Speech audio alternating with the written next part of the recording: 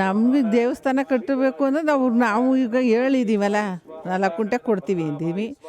ಅವರು ಏನು ದೊಡ್ಡದಾಗಿ ಮಾಡಬೇಕು ಅಂದ್ರೆ ಅದಕ್ಕೂ ಸಂತೋಷ ನಮಗೆ.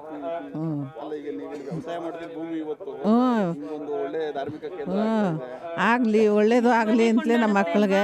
ಹ್ಞೂ ಖುಷಿನೇ ಇದು. ವಿಶ್ವನೇ ದೇಶಾದ್ಯಂತ ವಿದೇಶಿಗಳು ಎಲ್ಲರೂ ಜನ ನೋಡೋದ್ರಿಂದ ನಮಗೆ ಇನ್ನೂ ಅದ್ಧೂರಿಯಾಗಿ ಮಾಡ್ತೀನಿ ಅಂದರೆ ಇನ್ನೂ ಖುಷಿ.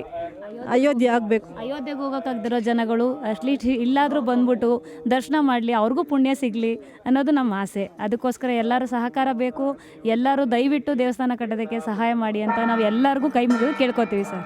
ನಮಗೆ ದೇವಸ್ಥಾನ ಕಟ್ಟಬೇಕು ಅಂದರೆ ನಾವು ಈಗ ಹೇಳಿದ್ದೀವಲ್ಲ 4 ಕುಂಟೆ ಕೊಡ್ತೀವಿ ಅಂದೀವಿ.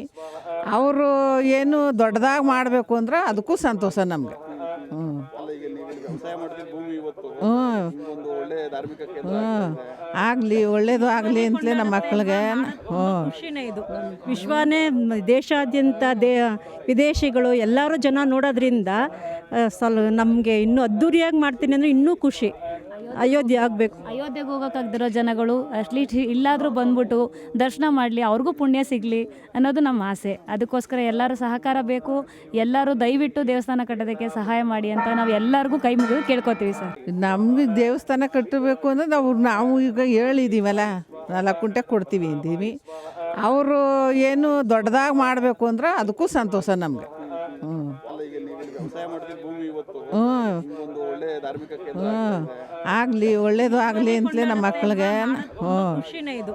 ವಿಶ್ವನೇ ದೇಶಾದ್ಯಂತ ವಿದೇಶಿಗಳು ಎಲ್ಲರೂ ಜನ ನೋಡೋದ್ರಿಂದ ನಮಗೆ ಇನ್ನೂ ಅದ್ಧೂರಿಯಾಗಿ ಮಾಡ್ತೀನಿ ಅಂದರೆ ಇನ್ನೂ ಖುಷಿ. ಅಯೋಧ್ಯೆ ಆಗಬೇಕು. ಅಯೋಧ್ಯೆಗೆ ಹೋಗೋಕ್ಕಾಗ್ದಿರೋ ಜನಗಳು ಅಟ್ಲೀಸ್ಟ್ ಇಲ್ಲಾದರೂ ಬಂದ್ಬಿಟ್ಟು ದರ್ಶನ ಮಾಡಲಿ, ಅವ್ರಿಗೂ ಪುಣ್ಯ ಸಿಗಲಿ ಅನ್ನೋದು ನಮ್ಮ ಆಸೆ. ಅದಕ್ಕೋಸ್ಕರ ಎಲ್ಲರೂ ಸಹಕಾರ ಬೇಕು. ಎಲ್ಲರೂ ದಯವಿಟ್ಟು ದೇವಸ್ಥಾನ ಕಟ್ಟೋದಕ್ಕೆ ಸಹಾಯ ಮಾಡಿ ಅಂತ ನಾವು ಎಲ್ಲರಿಗೂ ಕೈ ಮುಗಿದು ಕೇಳ್ಕೊತೀವಿ ಸರ್.